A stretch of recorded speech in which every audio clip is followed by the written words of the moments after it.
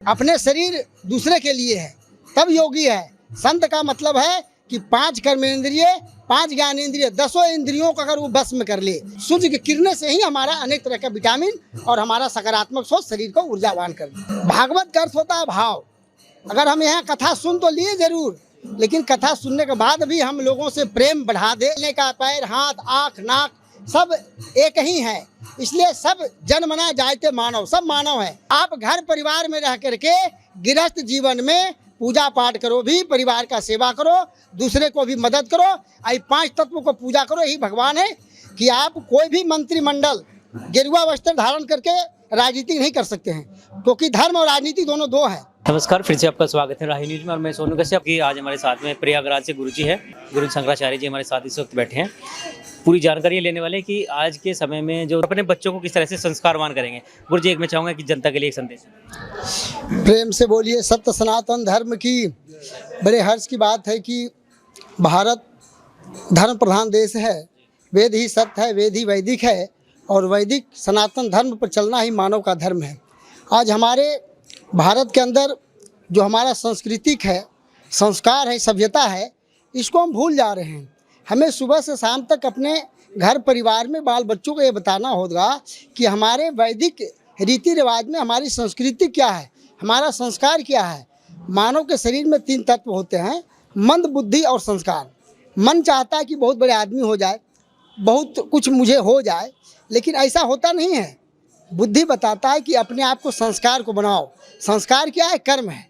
हम अगर अपने मेहनत से काम करेंगे, कर्म को सुधार करेंगे तो आशा है कि जरूर होगा। अगर हम मेहनत से पढ़ेंगे, बढ़िया पढ़ाई करेंगे 16 घंटा 20 घंटा, तो आईएएस बन जाएगा लोग, इंजीनियर बन जाएगा।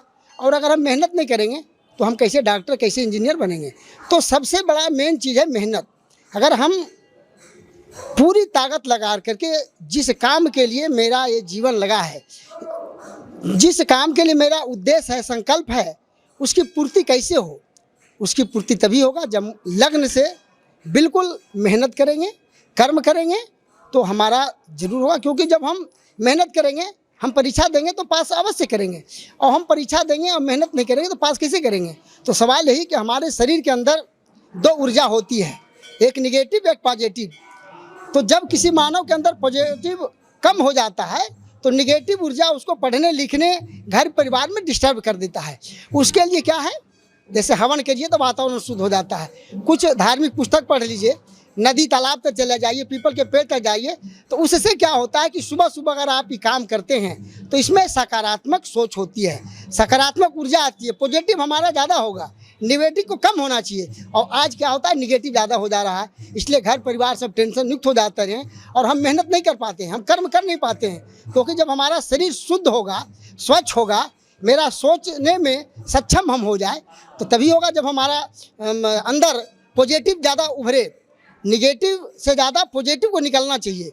हम हमेशा पॉजिटिव बन के काम करें, हर काम के अंदर हमारा पॉजिटिव हो, निगेटिव नहीं हो, तब तो हमारा रास्ता क्लियर होगा। बुजुर्ग कहते कि रास्ता क्या? रास्ता वही है जो बुजुर्गों ने अपने काम को इतना किया, ऋषि मुनि भारत में इतने काम किए, वो सब पॉजिटिव ऊर्जा से किए। तो हम लोगों को सोच बदलना होगा, मर्यादा में रह करके, मर्यादा का पालन करके, प्रेम के द्वारा हम पॉजिटिव ऊर्जा को ज़्यादा यूज करें, निगेटिव को कम करें। तो हम समझते हैं कि हमारा घर परिवार, देश दुनिया में हमारा जो है, जो भी काम हम करेंगे वो हमारा अवश्य लक्ष्य, हमारा उद्देश्य, मेरा संकल्प में पूरा होगा। लेकिन इसी काम को हम कर नहीं पाते, इसलिए हम आगे नहीं बढ़ पाते हैं। इसलिए सभी सनातनियों से मेरा अनुरोध है, शुभ संदेश है कि हमेशा अपने शरीर को, स्वयं को जाने।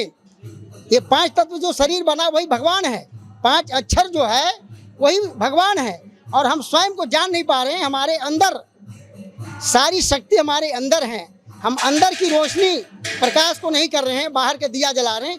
अंदर के दिया जलाइए, वो ज्ञान का दिया है। हमारा सोच सकारात्मक हो, पॉजिटिव हो, तो हम दूसरे को भी गाइड करेंगे। और हम ही निगेटिव रहेंगे तो दूसरे को क्या हम बता पाएंगे। इसलिए हर मानव को धर्म है कि एक मानव दूसरे को मदद करे, आगे बढ़ावे, और हमेशा हमारा सोच पॉजिटिव हो, सकारात्मक हो।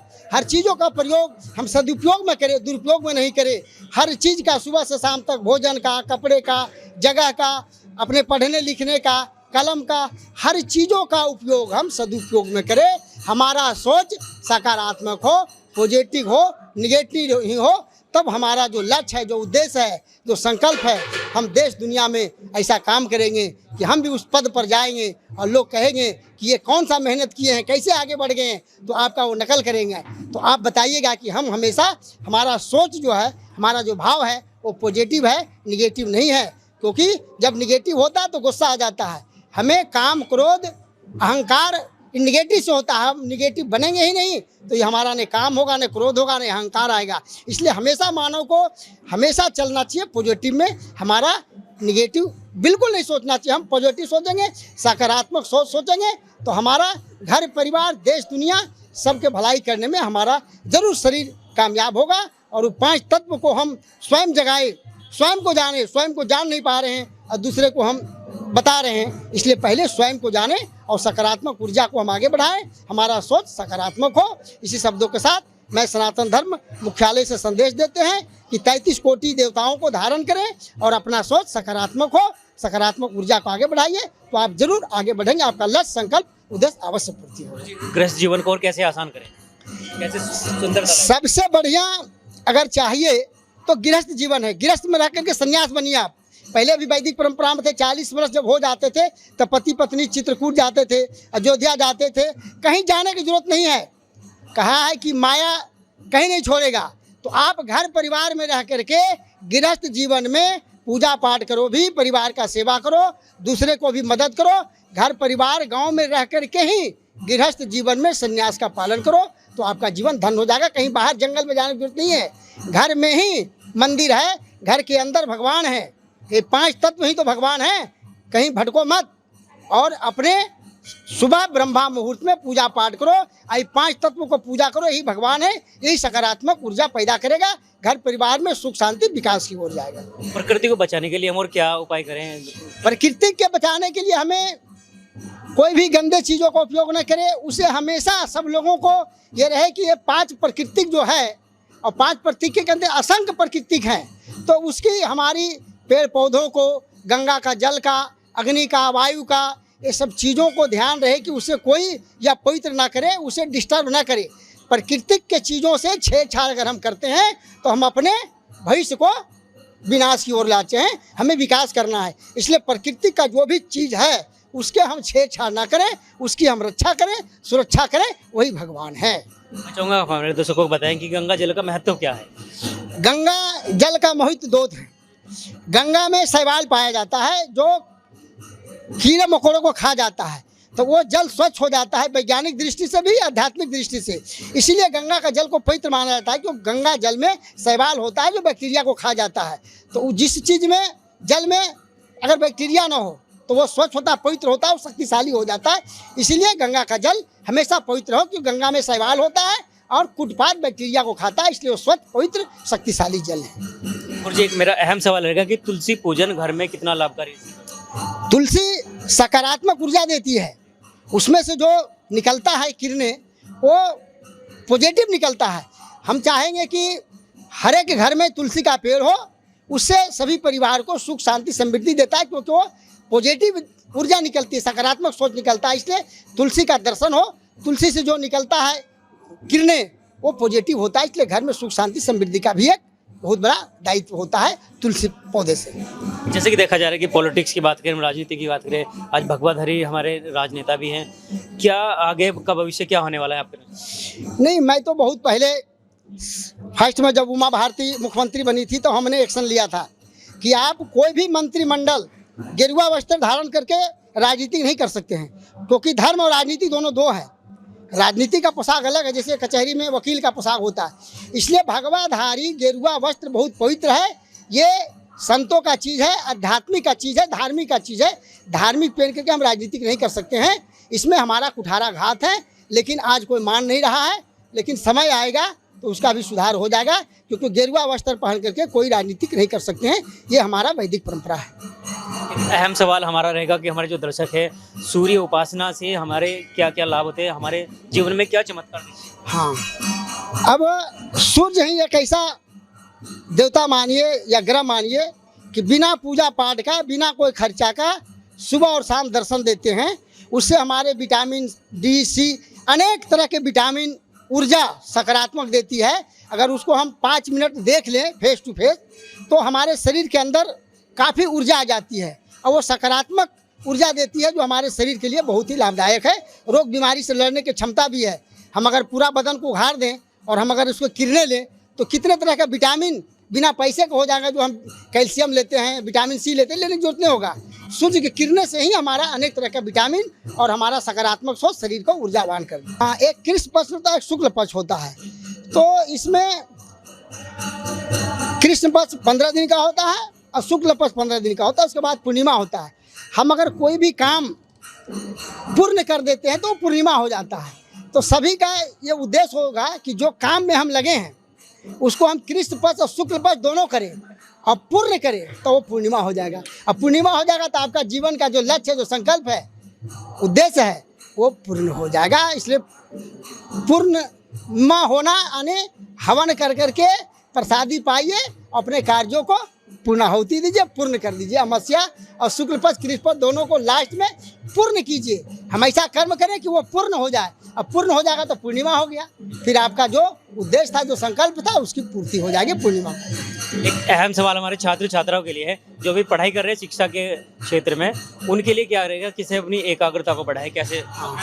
उनको हमेशा सकारात्मक सोच होनी चाहिए और एकांत में रह करके वो जितना हो अध्ययन करे और हमेशा पॉजिटिव को उपयोग करें। तो जिस काम के लिए पढ़ रहे हैं, चाहे इंजीनियर के लिए पढ़ रहे हैं, चाहे डॉक्टरी के पढ़ रहे हैं, चाहे आईएएस बने, पीसीएस बने, अधिकारी बने, तो हम समझते हैं कि वो जो मेहनत कर रहे हैं वो मेहनत के हिसाब से एकांत में पढ़े और सकारात्मक सोच हो, पॉजिटिव ऊर्जा से काम करें तो उनका लक्ष्य, उद्देश्य, संकल्प अवश्य पूरा होगा छात्रों को। आज आप भी यहाँ पे आए, भागवत कथा भी चल रही है, भागवत ज्ञान का हुआ, क्या जीवन में महत्व है भागवत ज्ञान? भागवत का अर्थ होता है भाव। अगर हम यहाँ कथा सुन तो लिए जरूर, लेकिन कथा सुनने के बाद भी हम लोगों से प्रेम बढ़ा दे, मर्यादा में रह करके, मर्यादा का पालन कर करके, प्रेम के द्वारा घर परिवार, क्योंकि धर्म एक ही है, सभी लोगों का धर्म एक है पूरे विश्व में।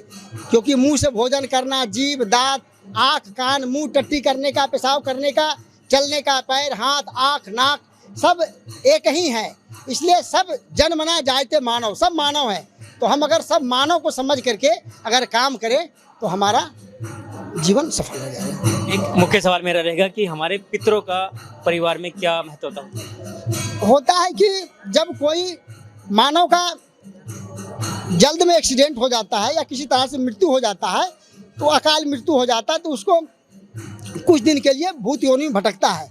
तो उनको पितरों को जो है पिंडदान करा दिया जाता है या पूजा पाठ करके कहीं शांति कर दिया जाता है, तो उससे पितृ शांति हो जाता है। उससे भी अगर अकाल मृत्यु हुआ है तो घर परिवार में थोड़ा उससे भी डिस्टर्ब हो जाते हैं। तो पितरों को भी पिंडदान कर करके, क्योंकि त्रेता में दशरथ जी एक्सपायर किए थे तो श्री राम, लक्ष्मण, सीता भी गया में जो है पिंडदान किए थे। तो हमारा परंपरा सनातन धर्म में पिंडदान कर करके पितरों को तर्पण कर देते हैं, ताकि वो भी भूत योनि से फिर मानव योनि में जाकर के शांति हो जाए। पितरों को शांति के लिए काम करना चाहिए। एक योगी का जीवन कितना कठिन भरा है? योगी का तो भाई अपने शरीर दूसरे के लिए है तब योगी है। संत का मतलब है कि 5 कर्मेंद्रिय, 5 ज्ञानेंद्रिय, 10 इंद्रियों को अगर वो बस में कर ले और अपने शरीर को अपने कब्जे में रखे, मन को मना करके चले, वही मानव है, वही संत है, वही योगी है जो सबके लिए काम करे। और साहस का प्रतीक माना जाता है भगवा रंग, और भगवे रंग का हमें सम्मान करना चाहिए। भारतीय संस्कृति, सभ्यता को बढ़ाने के लिए हम यूं ही आगे बढ़ते रहेंगे। जय हिंद, जय भारत, जय उत्तराखंड।